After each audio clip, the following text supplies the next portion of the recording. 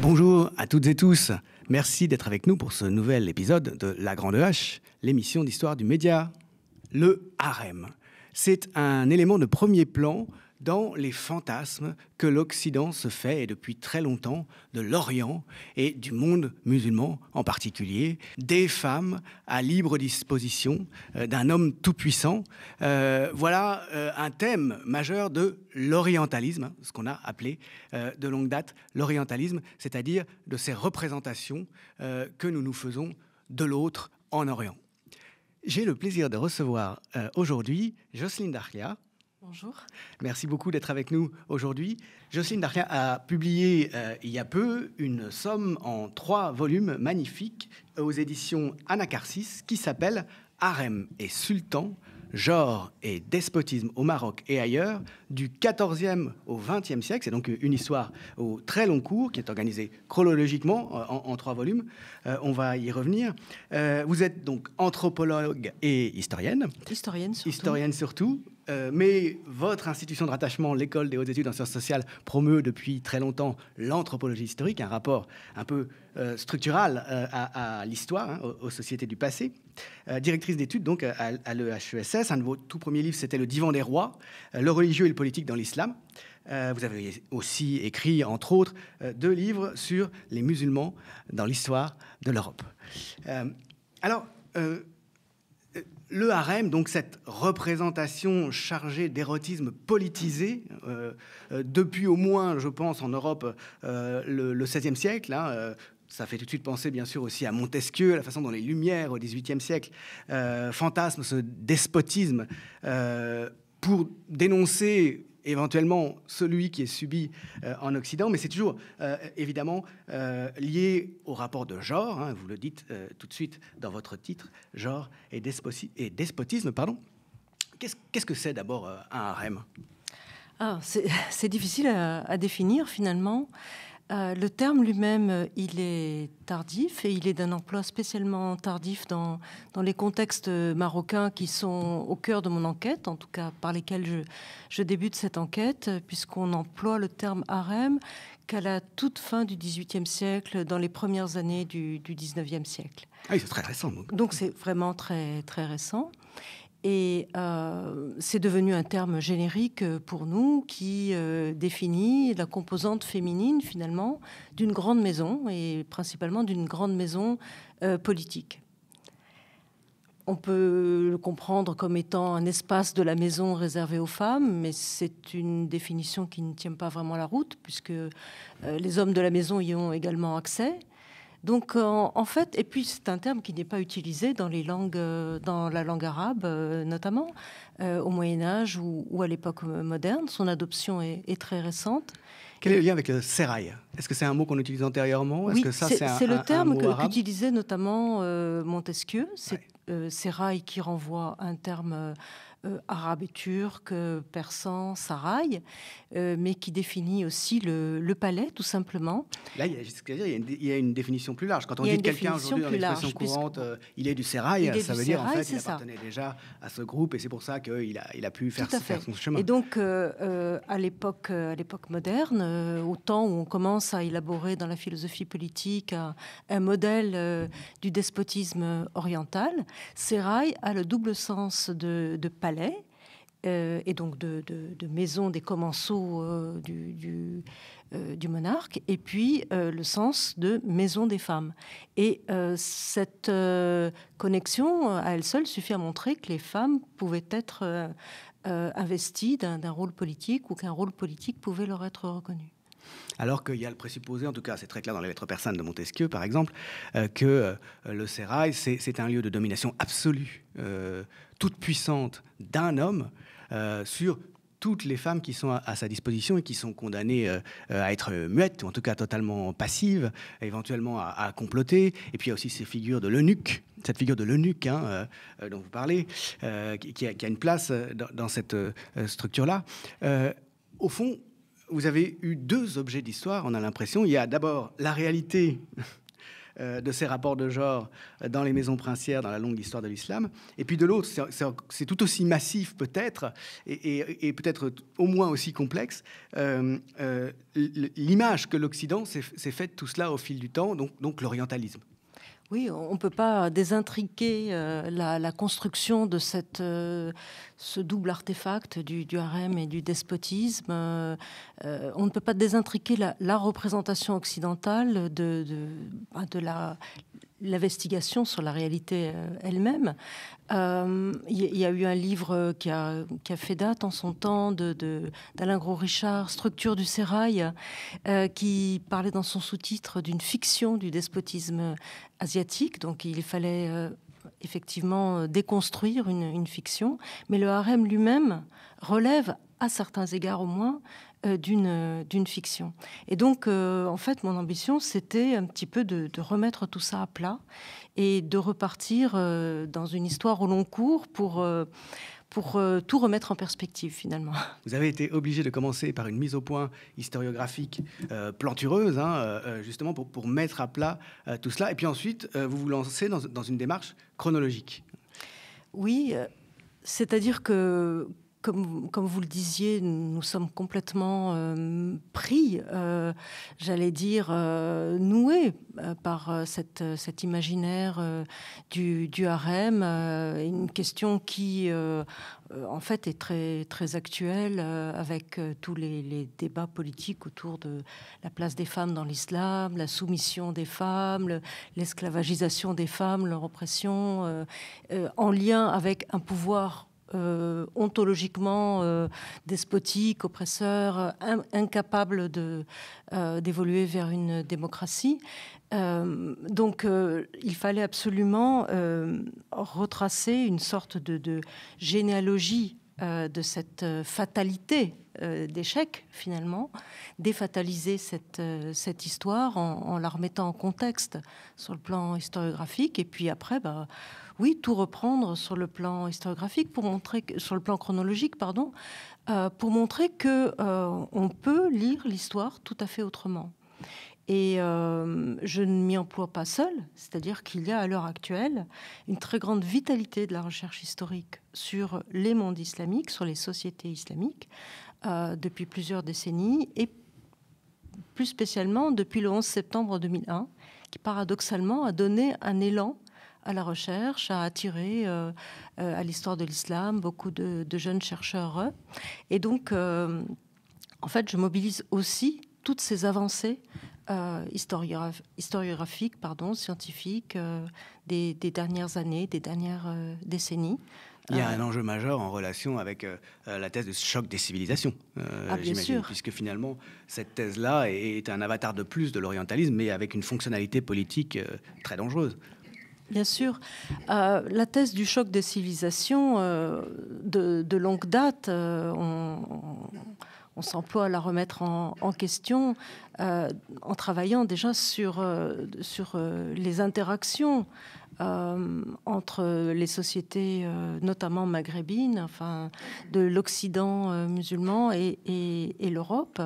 Il y a un très grand tissu d'interaction, d'intrication, c'est-à-dire que l'idée d'une découverte tardive de ce monde par la colonisation au XIXe siècle est complètement désuète et complètement à revisiter. Et donc, bien sûr que la notion de choc des civilisations n'a pas lieu d'être.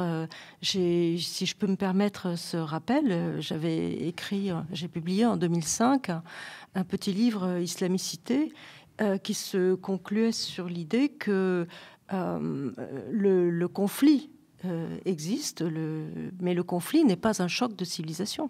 Mais alors, si on en revient à cette façon qu'a l'Occident de sexualiser, quand même, parce que c'est ça un des éléments majeurs de l'image du harem et du sérail, de sexualiser l'autre, de sexualiser l'exotisme. Moi qui m'intéresse au Moyen-Âge, je sais que dès le milieu du Moyen-Âge, en particulier depuis l'époque des croisades, il y a toute une série de fantasmes populaires ou littéraires autour de la princesse sarrasine. Oui. Alors, je ne sais pas si c'est les débuts de l'orientalisme, hein, peut-être, d'une certaine manière. Il n'y a pas encore, à ma connaissance, mais je dis peut-être une bêtise, vous allez peut-être me démentir, cette idée justement d'un groupe de femmes qui serait à la disposition, à la libre disposition du despote. Encore que, on accuse Frédéric II, hein, au XIIIe siècle, donc cet empereur italo-germanique qui a fait la paix avec le sultan plutôt que de faire la guerre contre lui. Il a négocié l'accès aux lieux saints dans les années 1230 aux grandes dames de la papauté qu'il a excommunié à cause de ça. On l'accuse d'hérésie, ce Frédéric II, et entre autres, on l'accuse de vivre comme un musulman. De fait, contrairement au pape de l'époque, il n'a pas de préjugés, il ne refuse pas de se mêler avec des gens d'autres religions. Il a à sa cour des juifs et il a beaucoup de musulmans à sa cour. Il établit même une ville musulmane en Italie du Sud pour ses gardes, hein, à Lucera, je crois. C'est ça.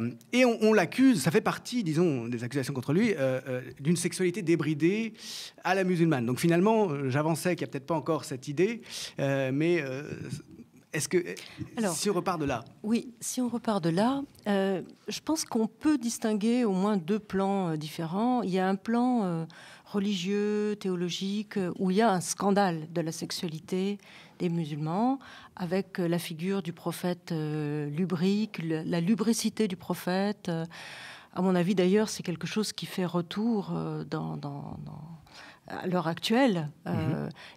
L'islamophobie présente mobilise facilement ce thème, enfin, d'une forme d'hypocrisie par rapport à la sexualité du prophète et les appétits débridés. Tout ça renvoie à la fois puritain, et en même temps complètement débridé. C'est ça. Il y a une polémique religieuse, donc c'est toutes ces disputes entre chrétiens et musulmans qui brandissent ce thème, et la polygamie spécialement fait scandale.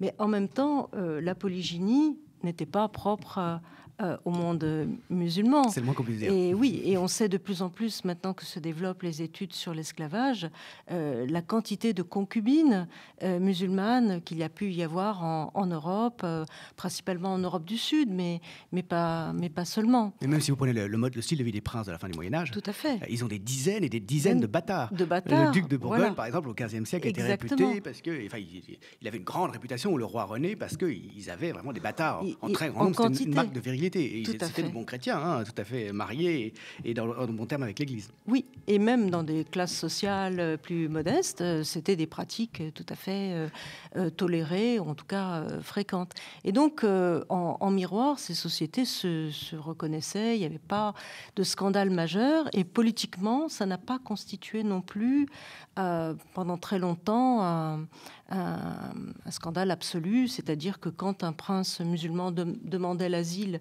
en Europe, souvent il était accueilli avec sa suite et avec un certain nombre au moins de ses épouses et concubines. Et par ailleurs, pour en revenir à la question de la femme de l'autre qui fait rêver en quelque sorte, enfin de cette hypersexualisation tardive du harem.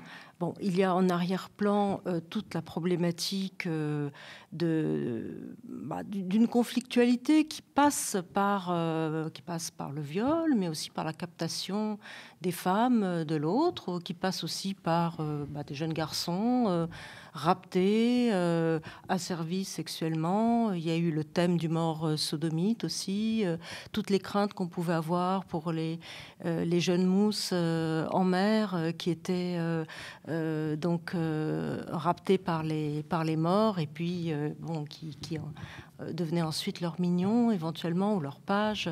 Donc il y a toute cette topique qui est très présente, mais la fantaisie, disons, sexuelle du harem, au cours de mon enquête, je ne la vois apparaître finalement que très tard. C'est-à-dire qu'il y avait des relations sexuelles entre musulmans et morts, disons dans ces contextes marocains qui sont au cœur de mon étude, des relations clandestines ou ou admises, sous couvert de conversion à l'islam ou pas. Mais en tout cas, ces relations existaient.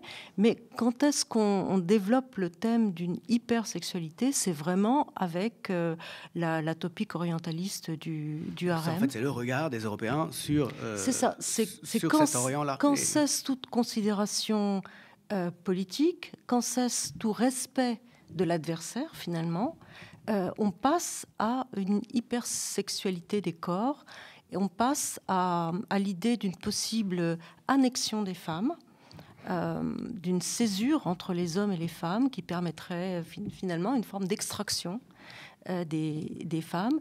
Et on considère aussi les hommes en même temps, symétriquement, sur le plan de leur moralité, sur le plan de leur sexualité. C'est-à-dire que c'est aussi le thème de l'homosexualité mort qui devient florissant, ou au contraire d'une hyper-virilité, mais agressive, non tempérée, dangereuse, non pas civile. Voilà. Quand on dit mort, à quoi ça correspond exactement comme population? Alors, c'est un terme de l'époque qui est flou. MAURE, je précise. Oui, MAURE. Je dis mort pour ne pas dire marocain, parce que ça peut être une appellation rétrospective, même si on parle là de contexte marocain, maghrébin. Le mort, c'est le protagoniste ou l'antagoniste, disons, du chrétien. Mais il est vrai que cette appellation a des sens différents selon les époques. Ouais. Vous partez dans la première partie du livre, qui correspond donc aux origines jusqu'à 1550, du gynécée, si je me souviens bien. Oui. Pourquoi est-ce que cette première période se détache, jusqu'au début de la modernité européenne en tout cas, et qu'est-ce qui change donc entre ces premières époques et le XVIe, XVIIe siècle? Ce qui change, c'est l'intrusion du regard occidental et une production en masse de sources documentaires occidentales, des écrits occidentaux. C'est-à-dire que tout au long des périodes médiévales, je ne dis pas que les protagonistes du nord de la Méditerranée n'écrivent pas ou ne produisent pas d'écrits. Ils sont très présents, même dans les cours maghrébines. Il y a des milices chrétiennes, il y a quantité de concubines chrétiennes. Donc c'est véritablement une imbrication, une intrication. Mais il n'y a pas de mise en exergue d'une altérité, d'une problématique, disons, de l'accès aux femmes. Alors pourquoi l'accès aux femmes qui serait plus facile dans ce monde-là, plus facile, qui traduirait plus soit utile. la dépravation, soit du despotisme. Oui, ou au contraire quelque chose de très pragmatique. Parce que ce qui se produit, disons, à l'époque moderne, c'est notamment un développement de la guerre de course, substitut de la croisade ou relais des croisades. Ce sont les combats en mer, les combats en mer, la piraterie, oui, les corsaires. Les corsaires qui prennent des prisonniers de part et d'autre, qui les revendent contre rançon ou qui les gardent. Et donc ces pratiques se développent. Avec le développement de ces pratiques, on assiste à l'essor d'opérations de rachat, de toutes sortes de tractations diplomatiques, la mise en place d'une diplomatie, mais aussi de compagnies de commerce qui vont de pair avec toutes ces mises en relation. Et donc là, on voit surgir une problématique du sérail sous un jour inédit, à la fois parce que les femmes vont constituer des introductrices, en quelque sorte, des médiatrices, pour avoir accès pour obtenir des audiences, pour obtenir des faveurs, pour faire avancer une affaire. Donc on les voit camper dans un rôle politique. Et d'autre part, toutes les chrétiennes qui ont été intégrées à ces gynécées, à ces maisons sultaniennes, à ces maisons princières, tout d'un coup deviennent de possibles interlocutrices pour aider aussi, pour faciliter toutes ces missions, toutes ces opérations commerciales ou financières. Et donc, on a toute une nuée de petites protagonistes qui deviennent des informatrices sur la société elle-même. Au même titre que les eunuques ou d'autres servants du palais d'origine chrétienne. Et là, on est au début de la modernité, on est au XVIe, XVIIe siècle. C'est ça. Et c'est là que commencent à se multiplier les essais, les études, les mémoires sur ces sociétés, dans une forme d'ethnographie, qui est aussi une ethnographie des peuples. C'est là que ça devient un véritable thème, quoi. Voilà. Et vous distinguez ensuite la période, je crois, 1750-1860, qui est très spécifique, ou je me trompe? C'est la période volume, de consécration du despotisme. Oui, c'est ça. Voilà, avec des figures de despotes très imposantes qui prennent beaucoup de relief dans la littérature européenne, aussi bien la littérature de fiction, le roman naissant, les pièces de théâtre, que dans la philosophie politique européenne. Et c'est un point que j'ai découvert au cours de l'enquête, c'est-à-dire que quand on pense despote, on a toujours à l'esprit le sultan ottoman ou le padishah, et la Perse. Mais il y avait une modalité africaine, marocaine, de disons de la tyrannie orientale, que nous avons perdu de vue depuis. Et toutes ces descriptions d'une tyrannie qui serait fantasque, à la fois sanguinaire et imprévisible, non pas ordonnée comme dans l'Empire ottoman, toute cette tyrannie africaine, je lui trouve une généalogie avec tout ce qu'on a pu dire plus récemment sur les États voyous, finalement. Et oui. Ces États imprévisibles, avec des gouvernants qui n'auraient aucune foi, aucune prévisibilité, aucune dignité aussi. Les mauvais élèves de l'ordre international, les rogue states. Quoi. Exactement, c'est exactement ça. Et ce sont des représentations qui passent toujours par la place des femmes, par la libre disposition des femmes pour le tyran. Oui. En tout cas, oui. Par un certain état des rapports de genre. C'est ça. C'est là qu'on voit s'affirmer l'idée qu'elles seraient les premières victimes du despotisme, les victimes premières du despotisme. Donc cette idée aujourd'hui, qui est souvent vue comme une forme de pinkwashing quand il s'agit de l'homosexualité ou de féministes nationalistes. C'est ça. Quand il s'agit d'utiliser fémonationalisme, homonationalisme, oui. Utiliser à des fins racistes l'idée toute faite que culturellement, en fait, ces sociétés seraient incapables de faire une place décente aux femmes. Ça commence à ce moment-là, si je comprends bien. Ça commence à ce moment-là. C'est effectivement la question de l'homosexualité est plus tardive. Mais pour ce qui concerne les femmes, on va glisser de manière insensible de l'idée d'un despote opprimant ces femmes à l'idée d'une société où tous les hommes oppriment toutes les femmes. Oui. Donc le despotisme devient un trait culturel, finalement, un trait de l'ensemble de la société. Et alors, votre dernier volume, il est consacré à une période qui est plus restreinte en termes d'arc chronologique, 1870-1930, je pense. Pourquoi est-ce que vous l'avez distingué de la période antérieure ? Parce que c'est l'apologie du motif du harem, et c'est un moment de fabrique aussi de l'orientalisme pictural. Ah oui. Et donc, pour moi, c'était essentiel d'analyser l'essor de cette production, son contexte, ses conditions, le lien avec la conquête de l'Algérie et ce lien direct avec le fait colonial, mais un fait colonial, disons... avec des accents nouveaux, des accents civilisationnels. C'est-à-dire que la colonisation au Maroc, au Maghreb, elle commence au Moyen-Âge. La prise de Ceuta, 1415, a été répliquée de manière permanente par toutes sortes de tentatives d'expansion territoriale, tantôt des Ibériques, tantôt des Français, tantôt même des Scandinaves. Et donc c'est une constante en quelque sorte historique, mais au XIXe siècle, il y a vraiment une dimension civilisationnelle qui intervient et qui passe notamment par des représentations des faits de sexualité de genre. On pense aux études et images de divers types de Delacroix, par exemple. Oui.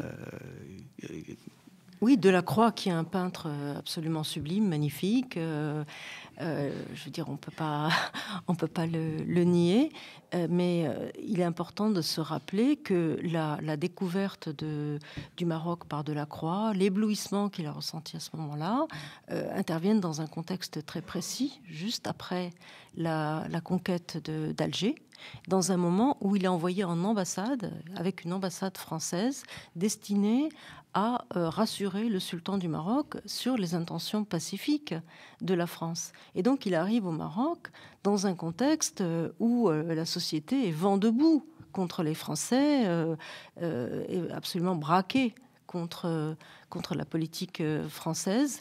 Et il est aisé d'interpréter comme fanatisme donc cette résistance, cette forme de résistance qui est exprimée au cours de son séjour. Je ne voudrais pas laisser entendre que je réhabilite le politique au sens où je nierais la violence de l'exercice du pouvoir ou l'existence d'épisodes de répression sanguinaire.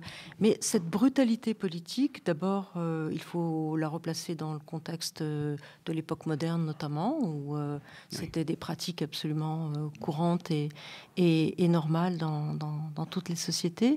Et d'autre part, un point que je mets en exergue dans le livre, c'est que le pouvoir ne pouvait pas être continuellement répressif, ni ne fonctionner que sur la base de la répression ou même de la prédation. C'est-à-dire qu'en fait, ce sont des pouvoirs qui étaient beaucoup plus instables, plus fragiles même qu'on ne le pense, parce que c'était des pouvoirs négociés qui se jouaient constamment dans la négociation, voire dans une forme de contractualité. On a toujours en tête l'idée du despote renversé, sujet à des révolutions qui seraient des révolutions de palais. Ouais. Mais en réalité, s'il y avait une instabilité, c'est aussi parce que les sujets étaient de la partie. Parce que les divers groupes de sujets intervenaient dans les processus de désignation ou de récusation de leurs gouvernants, suscitaient des candidatures concurrentes, parallèles, s'engageaient dans ces compétitions. Et donc, il y avait une forme... j'irais jusqu'à dire, de démocratie, ou en tout cas d'implication directe des mondes sujets dans la fabrique des gouvernants et des gouvernements. Et dans ces processus, les femmes jouaient un rôle actif. Dire que d'une part, un certain nombre d'entre elles accompagnaient toujours les expéditions sultaniennes, expéditions de pacification ou expéditions, disons, de négociation auprès des groupes sujets. Elles pouvaient participer à ces opérations de séduction ou de ralliement des sujets, notamment auprès de leur groupe d'appartenance. Et il y avait aussi une forme de projection des mondes sujets dans l'appareil politique, en ce sens qu'ils donnaient des femmes, il donnait des hommes aussi, il donnait de gré ou de force d'ailleurs, mais en tout cas, il était fréquent d'envoyer au palais ou de donner au sultan aussi bien des filles libres que des esclaves pour qu'elles fassent partie du gynécée royal. Et ces femmes avaient ensuite un rôle plus ou moins actif, devenaient plus ou moins des représentantes de leur groupe d'appartenance. Merci beaucoup, Merci à vous, Jocelyne Daria, de nous encourager à aller voir avec vous ces sociétés qui, vues de l'extérieur, semblent incompréhensibles, n'avoir aucune des qualités que seul l'Occident possède, bien sûr, la marche vers le pluralisme, vers les libertés, notamment des femmes, avec ces 3 magnifiques volumes donc, qui s'intitulent « Harem et sultan, genre et despotisme au Maroc et ailleurs, du XIVe au XXe siècle ». Merci. Et merci à toutes et tous d'avoir suivi cet épisode de La Grande Hache. Je vous rappelle que vous pouvez rejoindre la page Facebook de La Grande Hache, Histoire et Idées, et puis le compte sur Blue Sky de l'émission. À bientôt pour un prochain épisode de La Grande Hache.